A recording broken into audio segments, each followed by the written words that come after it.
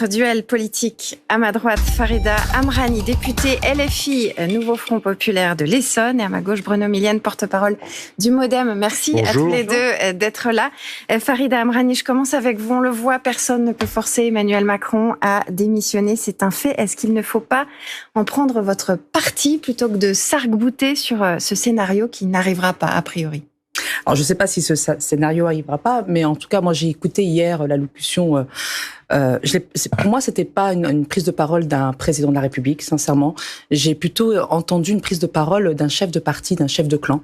Un homme seul, un homme dans le déni, un homme qui rejette toute responsabilité alors qu'il est responsable. Je voulais juste rappeler que M. Macron était responsable de la dissolution, c'est lui. C'est le titre de Libé, hein. Exactement. Flagrant déni. Flagrant déni, exactement. Et donc, du coup, il est responsable. Il est responsable de la dissolution, il est responsable de ne pas avoir nommé un Premier ministre qui vient du NFP, parce que on peut dire ce qu'on veut. Le NFP est la coalition qui est arrivée en tête aux dernières élections législatives partielles. C'est celui qui a fait le choix de nommer comme Premier ministre M. Barnier, dont il avait le plus petit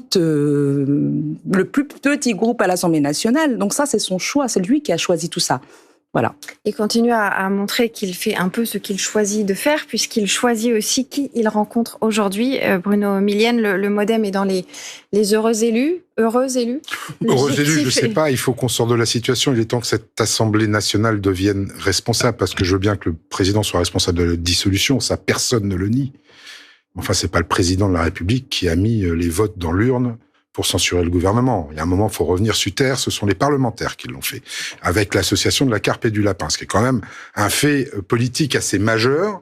Je reviendrai pas sur le fait que, oui, on dit toujours, c'est le mantra, c'est le Nouveau Front Populaire qui a gagné. Non, c'est pas vrai, c'est le Front républicain qui a gagné. Madame Amrani le sait très bien. Si je ne m'étais, moi, par exemple, pas désisté, je ne partage en rien le programme du Nouveau Front Populaire, ils auraient un député de moins. De la même façon, et c'est valable dans l'autre sens, hein. J'ai aucun souci, mais il serait bon que tout le monde s'en souvienne. Donc, faire les impasses sur tout ça, je pense qu'il y a une somme d'irresponsabilité en ce moment, de part et d'autre, qui est dramatique pour le pays. Moi, j'ai été député, je suis désolé, mais à un moment, j'ai envie de dire à cette Assemblée nationale, devenez adulte. On se fout de savoir si c'est pour ou contre Macron, s'il va démissionner ou pas. Le président, de toute façon, il ne démissionnera pas. J'aimerais bien voir Jean-Luc Mélenchon dans les mêmes conditions. Ça m'étonnerait qu'il annonce sa démission. Bon, voilà. Donc, arrêtons ça. Il y a un pays à faire tourner. Il y a des Français qui ont des attentes. Prenons les attentes des Français une par une et trouvons un consensus sur chacune des attentes. Aussi bien sur l'immigration que la sécurité, que le social, parce qu'on en a besoin, et que chacun y mette du sien et qu'on sorte en France, enfin la France, du marasme dans lequel elle est. Nous sommes dans une démocratie parlementaire, que les parlementaires assument leurs responsabilités au profit des Français et non pas à leur profit électoraliste d'élections à venir. Voilà. Farida Amrani, je ne sais pas si vous préférez être la carpe ou le lapin. En tout cas, je préférerais pas la carpe, comme ça vous pouvez répondre à Bruno Millienne.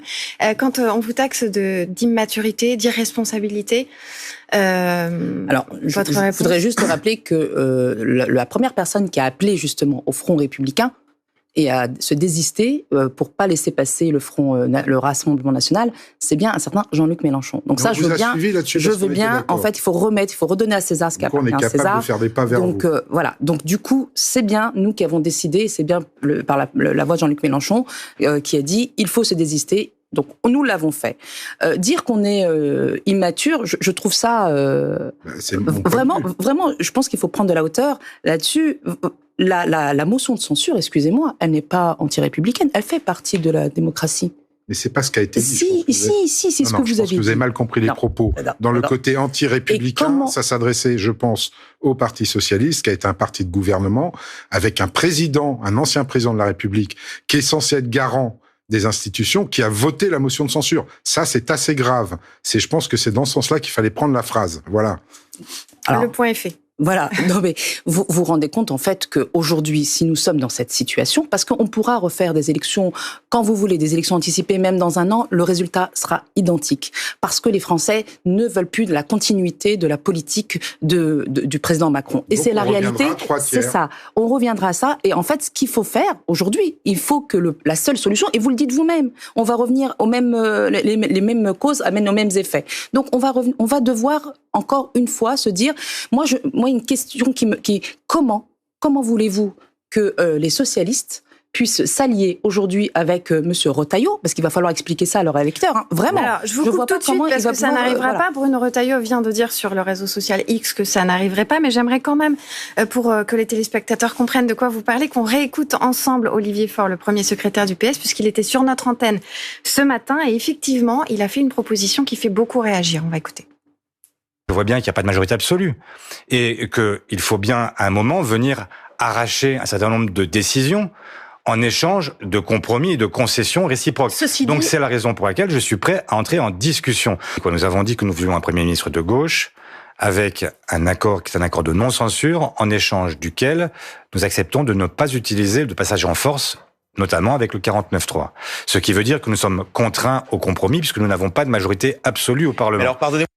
Farida Amrani, LFI exclut avec le RN de l'arc républicain proposé par Olivier Faure. C'est vexant. Vous le ressentez comme la continuité de ce vol démocratique que vous dénonciez depuis les législatives, finalement ? Alors, nous, la majorité, on sait la trouver. On a, sans aller très loin, jeudi dernier. Non, c'était pas une contrainte. Jeudi dernier, on avait notre niche parlementaire et si le socle, ce qu'on appelle aujourd'hui le socle commun, n'avait pas fait obstruction à notre niche, on avait la majorité pour voter l'abrogation de la retraite. La réalité, elle est là. Oui, la réalité, elle est bien là. Et donc, du coup, aujourd'hui, vous pouvez prendre, moi, quand je vois que seul le Rassemblement national était présent pour défendre, lors du budget, défendre les positions du socle commun, parce que, souvenez-vous, moi, j'ai encore cette image en tête du Rassemblement national qui dit, mais où est le socle commun ? On est en train, nous, de se battre pour vous et vous n'êtes pas là. Donc, on voit bien quelles sont en fait les connivences. Les connivences, elles sont plutôt faites avec l'extrême droite et le socle commun. Alors, en tout cas, ouais.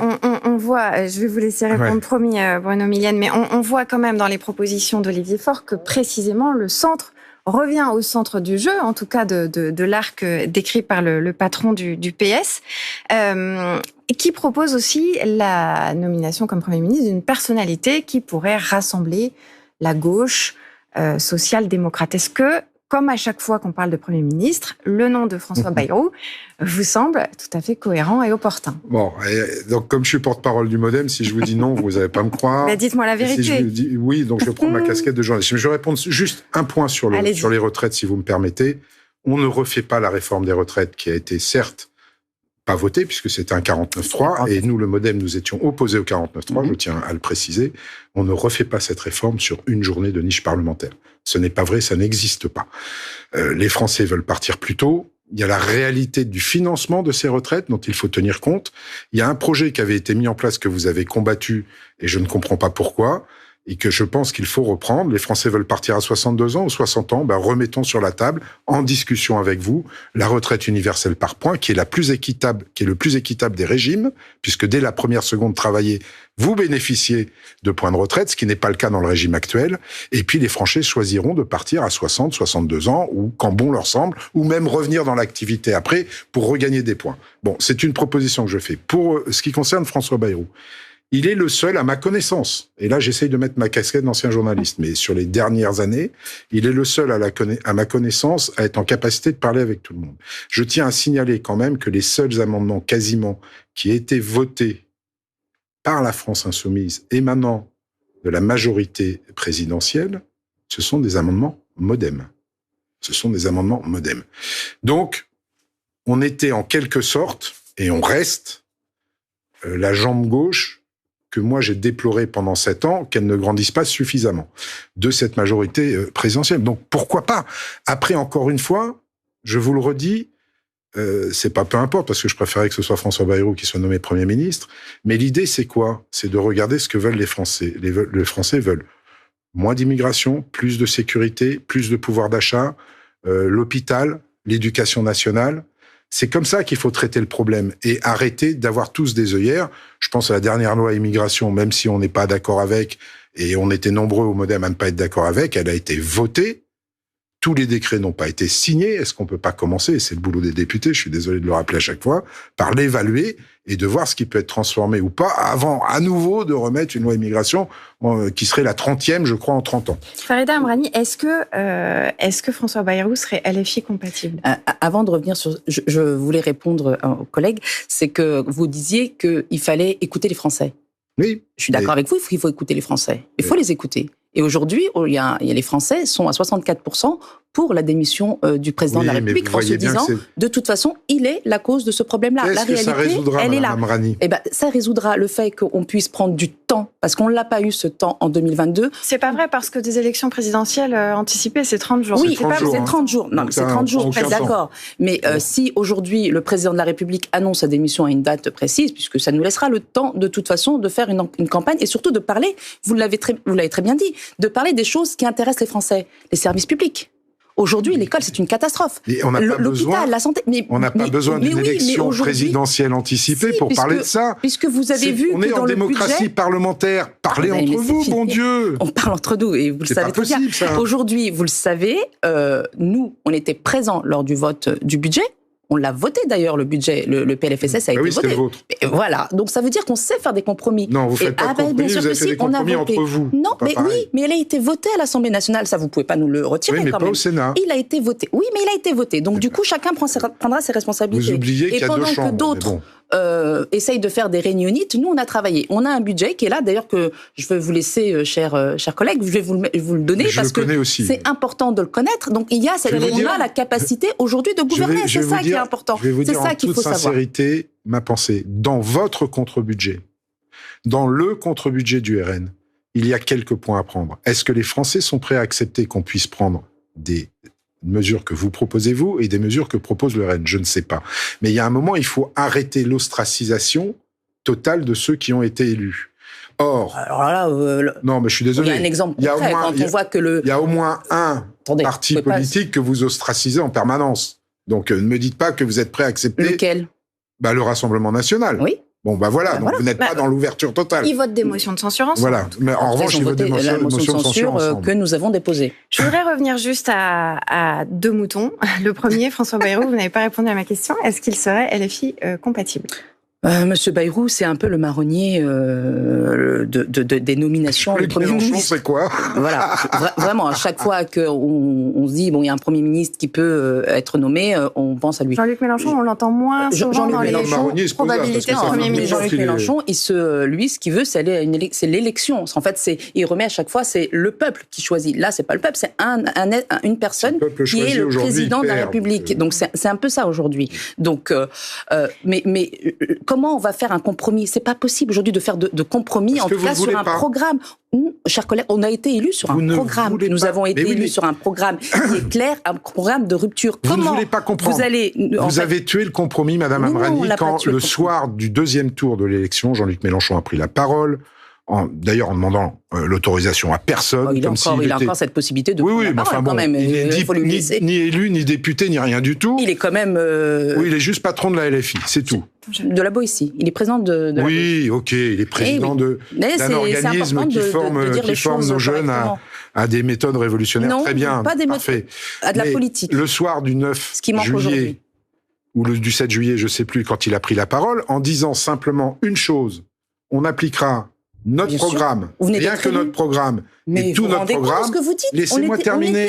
Laissez-moi terminer. Non, il a tout simplement oublié toutes les personnes qui avaient fait front républicain pour éviter le RN et qui ne veulent pas de son programme. Donc c'était la porte fermée totale à tout compromis avec ces gens-là et à ces millions d'électeurs qui ne veulent pas de votre programme. Vous savez que le programme, c'est pas seulement le programme de Jean-Luc Mélenchon, c'est un programme du nouveau Front Populaire. Non, c'est le même que 2022 avec quelques options en moins. Arrêtez. 640 propositions. Si je peux me permettre d'avancer un tout petit peu, mon deuxième mouton, c'était Olivier Faure. Est-ce qu'on vient d'entendre? Est-ce que c'est la fin du nouveau Front Populaire? J'espère. Vous l'espérez, moi, ça c'est votre... J'espère. C'est vous qui le dites. moi, ce que j'espère, c'est que le PS ne va pas en fait trahir les électeurs du Nouveau Front Populaire qui ont voté pour lui. Moi, c'est ça, parce que je leur souhaite vraiment bon courage d'aller expliquer aux électeurs du Nouveau Front Populaire qui ont voté pour eux ce qu'ils sont en train de faire, c'est-à-dire être, en gros, l'assurance vie du bloc central qui n'a aucune légitimité. Voilà. Mais pas plus. Alors, j'en ai marre de la légitimité. Pourquoi ? Vous n'avez pas plus de légitimité que les autres. Tout le monde a perdu. Il y a un parti. Alors là, je vais le faire totalement clair et transparent. Il y a un parti qui a gagné parce que lui tout seul a énormément de députés. C'est le Rassemblement national, même s'il n'a pas la majorité absolue. C'est lui qui sort renforcé de ces élections législatives. Tous les autres ont perdu. Nous, plus que les autres, mais tous les autres ont perdu. Vous n'avez rien gagné. Vous n'avez gagné qu'une minorité à 193, qui est moins que les 250 qu'on avait avant. Donc, arrêtez de vous poser en partie légitime des élections législatives. Ce n'est pas vrai. Encore une fois, je vous le répète, des millions de Français n'ont pas voté pour vous.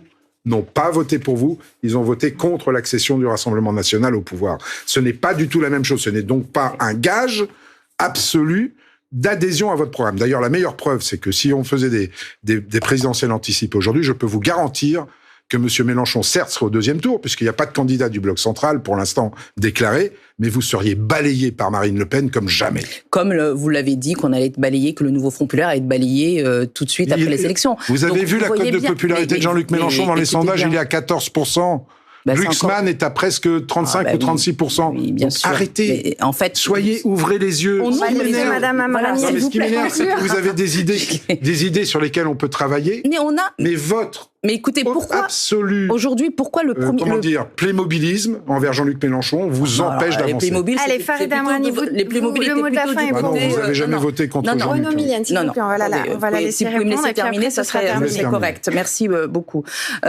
Aujourd'hui, je le redis parce que c'est important. Les Français sont pas dupes. Les Français sont loin d'être dupes. Moi, quand je retourne dans ma circonscription, personne me dit mais pourquoi vous avez voté la motion de censure ? Au contraire, ils nous disent maintenant, en fait, c'est pas la motion de censure a été votée, c'est un premier pas. Aujourd'hui, ce que demandent les Français, c'est de débloquer le pays. Et la seule façon de débloquer le pays politiquement, c'est la démission de Macron. Et ça n'est pas à l'ordre du jour pour l'instant. Mais je vous remercie. Vous pouvez la seule façon de débloquer, c'est que vous vous mettiez à bosser et que vous acceptiez. Nous avons bossé et je peux t'assurer que nous sommes prêts à gouverner. C'est terminé, le duel est terminé. Merci, vous reviendrez, c'est promis, parce que c'est un duel tout à fait intéressant. On va tout de suite rejoindre